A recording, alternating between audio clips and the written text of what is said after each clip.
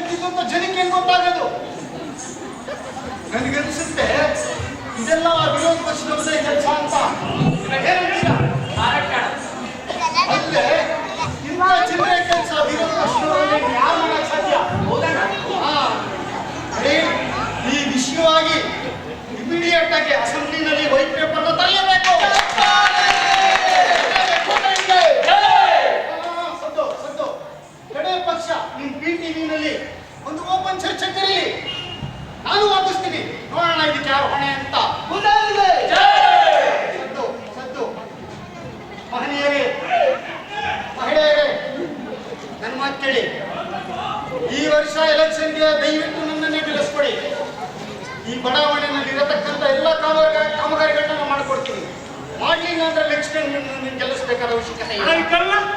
ಕಲ್ಲಲ್ಲೇ ಇರಲಿ, ಫೋಟೋ ತೆಕ್ಕೊಳ್ಳಿ ಪ್ರೆಸ್ನವರು. ಆಮೇಲೆ ನಾನು ಅದರಿಂದನೇ ಬಿದ್ದಿದ್ದು ಅನ್ನೋದು ಗೊತ್ತಾಗ್ಲಿ, ಅದೊಂದು ಸುದ್ದಿ ಆಗ್ಬೇಕು. ಆಮೇಲೆ ನಾನು ಪವರ್ಗೆ ಬಂದ್ಮೇಲೆ ನಾನೇ ಇದನ್ನ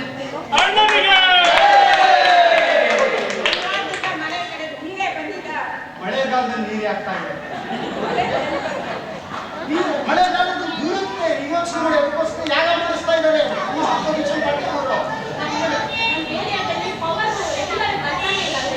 ಪವರ್ ಇಲ್ವೇ? ಅಯ್ಯೋ ಪಾಪ, ನಾನ್ ಪವರ್ ನಲ್ಲಿ ಇದ್ರೆ ನಿಮ್ಗೆ ಪವರ್ ತಂದು ಕೊಡ್ತಾ ಇದ್ದೆ. ಆದ್ರೂ ನೋಡಿ, ನಾನು ಪವರ್ ನಲ್ಲಿ ಇಲ್ಲ ಅಂದ್ರು ಮೊನ್ನೆ ಪಕ್ಕದ ಟಿವಿನಲ್ಲಿ ಪವರ್ ಇಲ್ಲ ಅಂದ್ರು ಪವರ್ ಇರೋದು ಇದಕ್ಕೆ ಪವರ್ ಕೊಡ್ಸಿದ್ದೀನಿ. ಇನ್ನು ನಾನು ಎಲೆಕ್ಷನ್ ಅಲ್ಲಿ ಗೆದ್ದು ಬಂದ್ಮೇಲೆ ಪವರ್ ಇಲ್ಲದೆ ಇದಕ್ಕೆ ಪವರ್ ಕೊಡ್ಸಲ್ವಾ? ಯೋಚನೆ ಮಾಡಿ.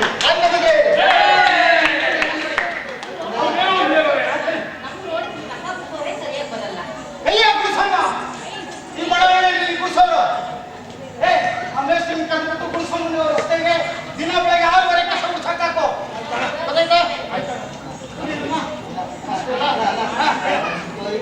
ಏನು ನಿಂದು ಗಾಳಿ ಬರ್ತಿಲ್ಲ.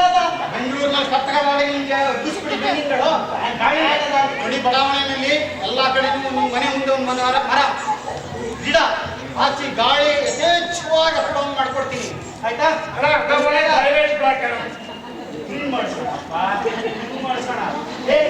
ಮೊದಲು ಇಲ್ಲಿ ಸಮಾಜದ ವಿಷಯ ಕೇಳೋಣ, ತೊಂದರೆಗಳನ್ನ ಕೇಳೋಣ.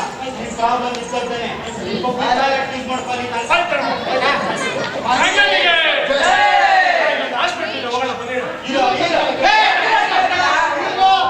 ಪಬ್ಲಿಕ್ ಎಲ್ಲ ನೋಡ್ತಾ ಇದ್ದಾರೆ, ಗಮನಿಸ್ತಾ ಇದ್ದಾರೆ.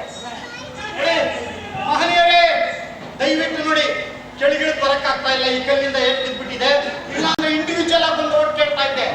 ದಯವಿಟ್ಟು ನಿಮ್ಮ ಓಟ್ ನನಗೆ ಕೊಡ್ಬೇಕು. ಏನಂತೀರಾ?